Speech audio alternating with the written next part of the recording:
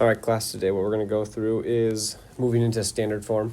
Last week we talked a lot about intercept form, and so this warm-up you can go ahead and feel free doing. If you want to pause the video now and give the warm-up a shot, I would do that, but we're going to factor this guy like we were doing last week, so we could eventually use it to get our zeros. So we're going to factor into 2a and an a.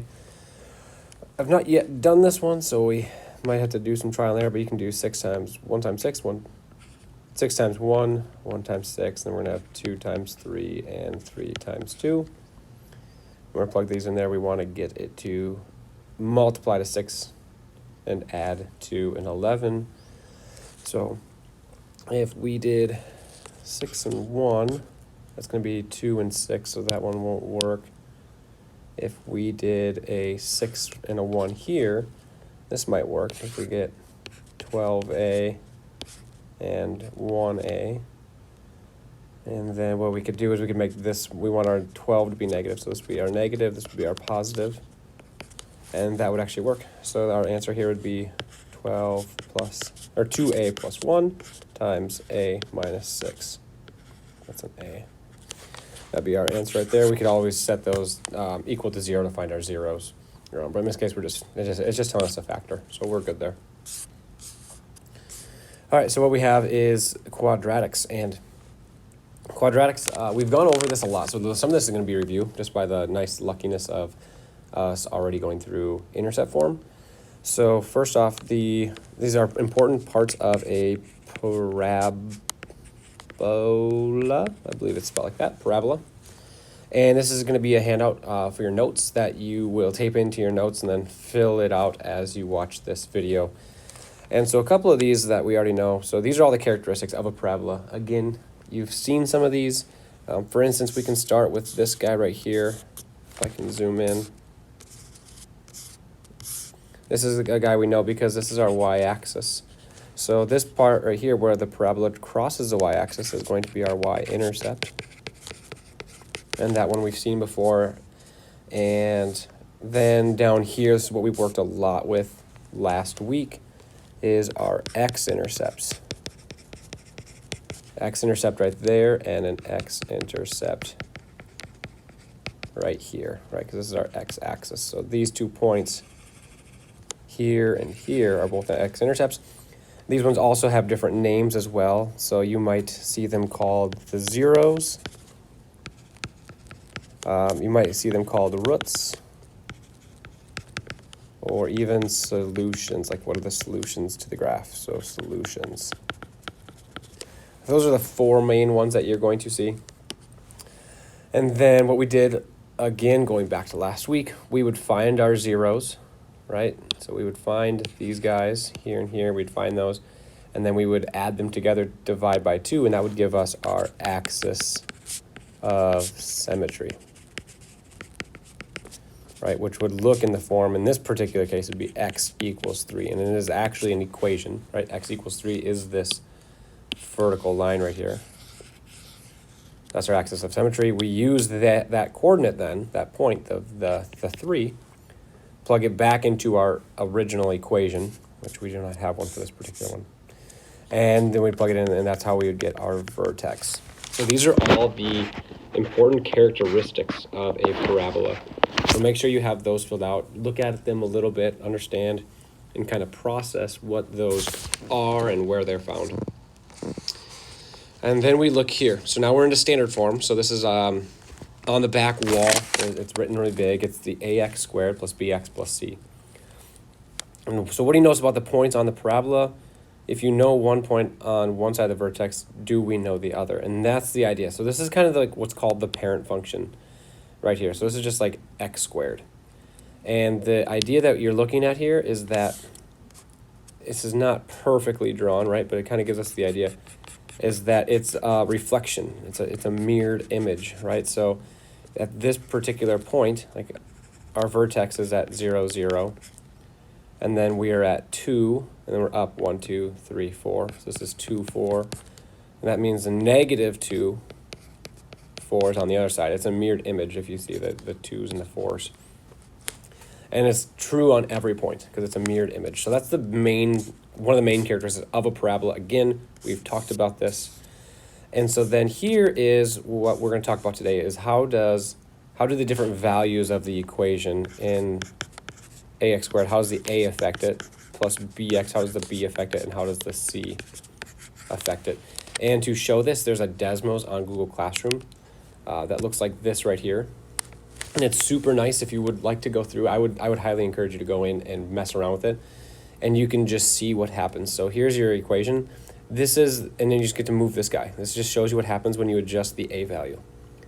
Moving it from all the way from 1 all the way up to, like, here's about a 5, here's a 10.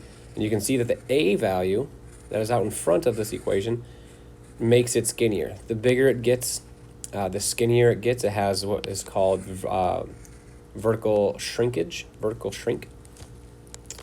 And you can keep going through this, and then you can see what happens. Well, what happens if it's less than 1? So now, if it's less than 1, it's getting wider, right?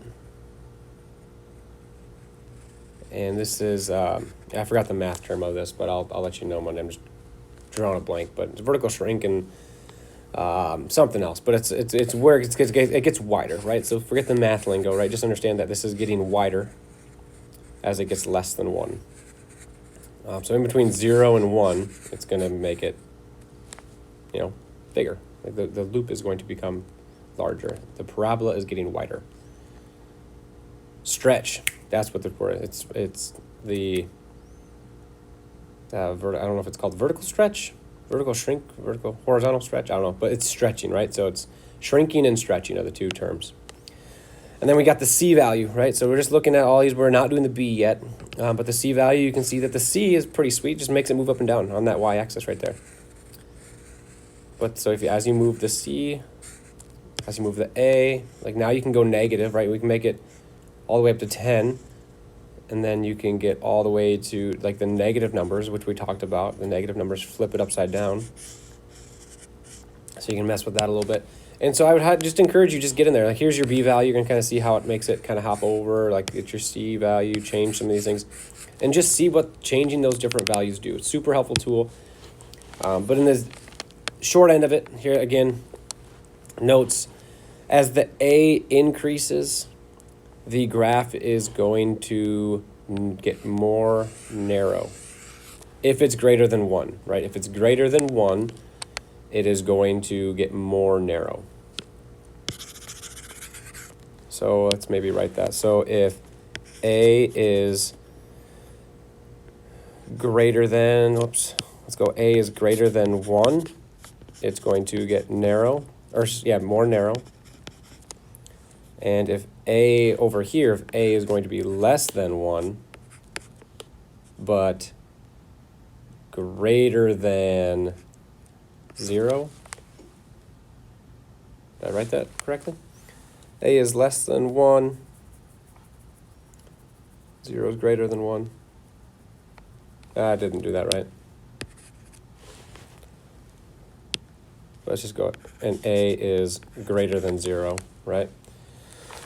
So as long as it fits those two, then it's going to be wider. It's going to get wider in between 0 and 1. And really, I think here, let me just make this a little bit. Let's just take the math lingo out of this for a second. Between 0 and 1, it's going to get wider. You're going to have the stretch. And if it is over here, let's just make this simple, 1 or above, it's going to get narrow. And if it is negative, so this is going to make it get wider here. It's going to do something like that. Here it's going to make it narrow, and over here it's going to flip it, right? So that's how you would draw those in. So sorry about that. That was kind of a poor description at the beginning, but I think this is going to be easier if we think of it as 0 to 1, it's going to get wider, 1 and above, it's going to get narrow. Anything negative is going to flip it while still applying these rules. So this idea right here, not yet, just means we're not going through it yet. We will talk about the B, just don't write the words not yet. A, again, what we just talked about, if it's positive, it's going to open up, right? It's going to have this idea right here. It's going to open upwards if it's positive. If it is negative, opens down. And then the other same rules still apply. If you want to write them in there, you can, but the other rules still apply where if it's 0 to 1, it's going to be wider. If it's 1 or greater, it is going to be more narrow. And the C is going to shift up and down, right? That was this guy right here. If we looked at it, your C value shifts it up and down. Doesn't change the wideness, doesn't do anything at all. It just moves the graph up and down as the C value.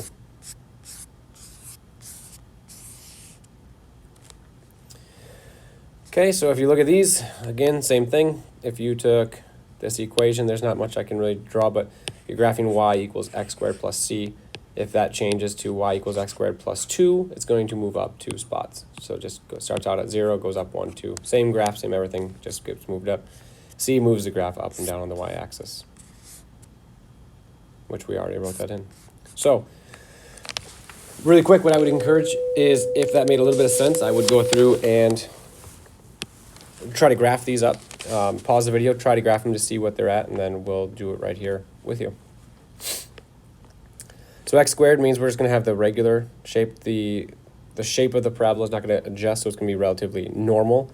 But it's going to shift down to a -10, right? It doesn't have to be perfect. But let's just call that the -10 spot right there and shift it down. Okay, so this is +4. That means it's going to be up 4. So that's where my vertex will be.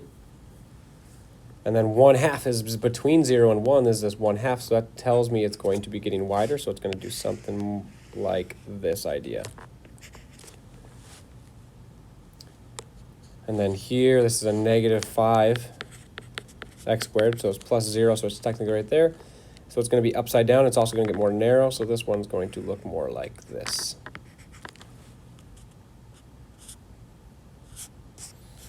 All right, so that's going to be the first part of your worksheet today, is just identifying pairing equations with a graph. And there's also multiple videos out there. I'll post some onto the algebra website that you can look at some more examples and probably slower explanations. And then the last thing on your sheet is just getting back into that mindset of plugging in numbers for variables, right? So if a equals 5, you're just going to solve these, right? So I'd pause the video, solve all these quick, and then I'll work through them. But go ahead, press pause, and solve. If we plug in an a for 5, we're going to get this one. This is going to be a 25.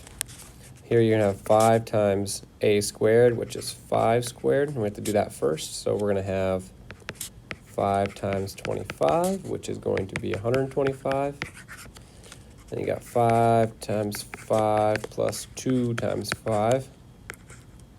25 plus 10 gives me 35, okay? Because we are going to use this as kind of getting ahead a little bit with this equation, but also with the ability of us to solve the quadratic formula. We'll do that. Okay, now what if a equals -2? Go ahead and pause the video and solve these. 5 times -2, we get a -10 on this one. All right, now -2 times -2 is a +4, so this one should actually be a +20, not a -20. And here we're stringing together a lot, but what we have is 5 times a squared plus 2 times -2 plus 4. See how that's all in like the standard form right there? And so we're going to get 20 plus -4 plus +4, which is going to leave me with just 20. So I went through this lesson kind of quick. Please go back and solve these if you'd like. I'm gonna skip this one just so you have time to work on that worksheet and get the practice there. We can lead in with this on a warm up. But pause the video, go back, rewatch it. Right, don't be helpless just because like you don't know it. If you get stuck on the worksheet, utilize this video, use your resources, use your classmates, stay on task, and have a great day. We'll check in with you again tomorrow. So.